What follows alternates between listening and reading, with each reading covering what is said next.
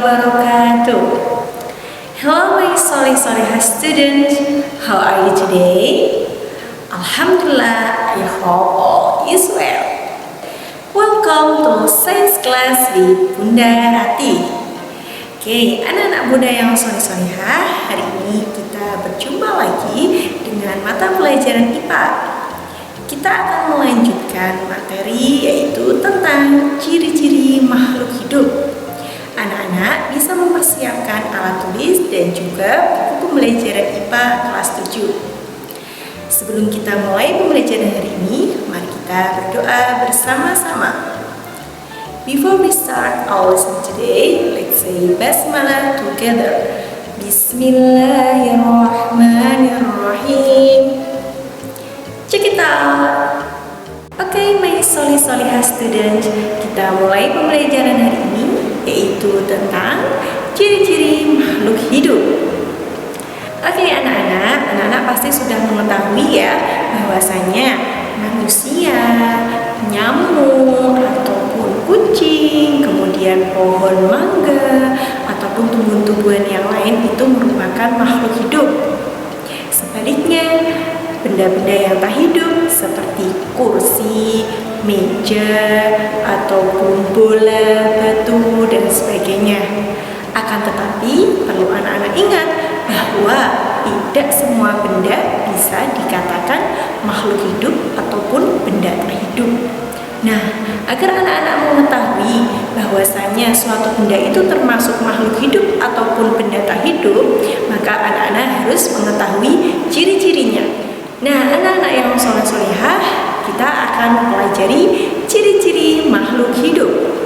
Ciri-ciri makhluk hidup yang pertama yaitu bergerak. Ya, kita sebagai manusia pasti melakukan gerakan. Manusia memiliki kaki ataupun tangan yang digunakan sebagai alat gerak pada manusia. Nah, sama saja dengan hewan. Hewan juga memiliki beberapa alat gerak. Misalnya, burung memiliki sayap untuk terbang, ikan memiliki sirip untuk berenang, dan lain sebagainya. Tumbuhan pun juga melakukan gerakan. Contohnya, pertumbuhan akar. Akar yang tumbuh baik itu ke atas ataupun tumbuh ke bawah itu juga melakukan gerakan. Contoh lain yaitu daun pada tumbuhan putri malu. Pada tumbuhan putri malu tersebut, daun akan mengatuk apabila disentuh. Nah, itu adalah ciri-ciri dari makhluk hidup. Yang pertama yaitu bergerak. Ciri-ciri makhluk hidup yang kedua yaitu memerlukan makanan. Makanan dan juga air merupakan kebutuhan semua makhluk hidup. Kita memerlukan makanan karena makanan bisa menghasilkan energi, yang mana energi akan kita gunakan dalam setiap aktivitas sehari-hari. Manusia memerlukan makanan. Manusia termasuk makhluk omnivora, yaitu pemakan segala. Manusia bisa memakan daging dan bisa juga memakan tumbuhan. Akan tetapi hewan dibagi menjadi 3. Cara makannya, hewan bisa termasuk golongan omnivora ataupun karnivora dan juga herbivora. Sedangkan tumbuhan memerlukan makanan atau mendapatkan makanan dari hasil fotosintesis. Ciri-ciri makhluk hidup yang ketiga yaitu peka terhadap rangsang atau disebut juga sebagai iritabilitas.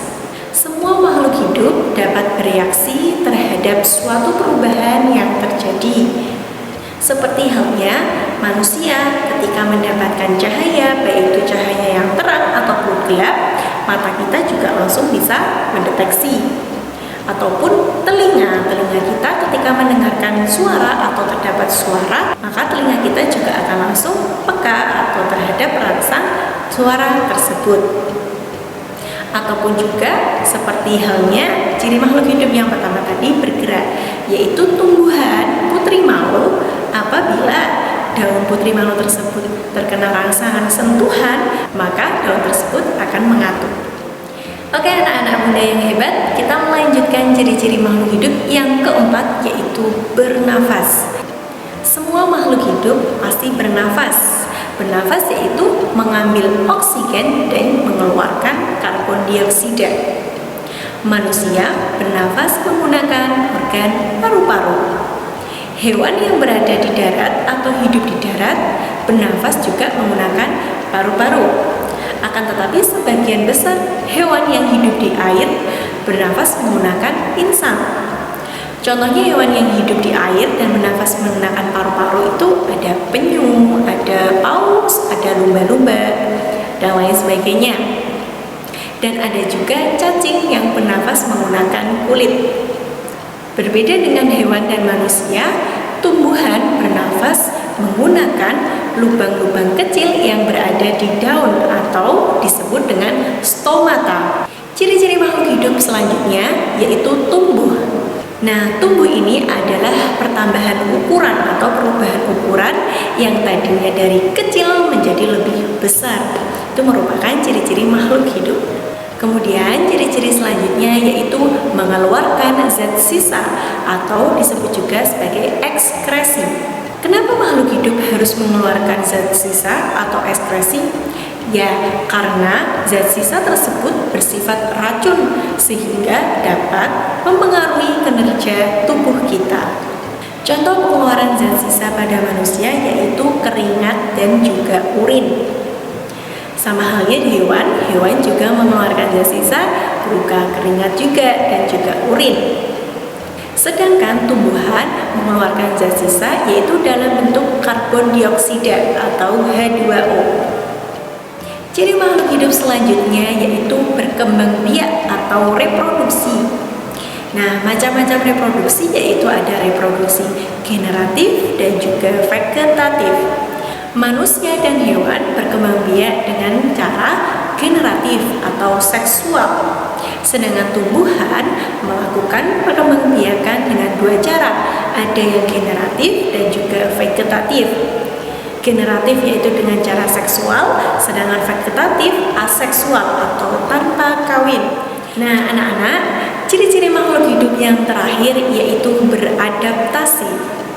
Contoh dari beradaptasi seperti manusia ketika sedang berada di cuaca yang dingin, maka manusia akan berlindung di tempat-tempat yang lebih hangat agar tidak kedinginan. Atau pada hewan seperti unta yang memiliki punuk. Nah, punuk unta tersebut berfungsi sebagai tempat cadangan makanan. Jadi lemak-lemak yang ada di punuk unta tersebut berfungsi sebagai cadangan makanan. Contoh pada tumbuhan yaitu pada pohon kaktus. Nah, pada pohon kaktus ini daunnya berbentuk berduri. Nah, duri pada daun kaktus ini berfungsi untuk mengurangi penguapan air sehingga anak-anak tidak perlu sering menyiramnya. Anak-anak bunda yang soleh-solihah, alhamdulillah kita tadi sudah belajar bersama-sama tentang ciri-ciri makhluk hidup. Ciri-ciri makhluk hidup ada 8. Apa saja?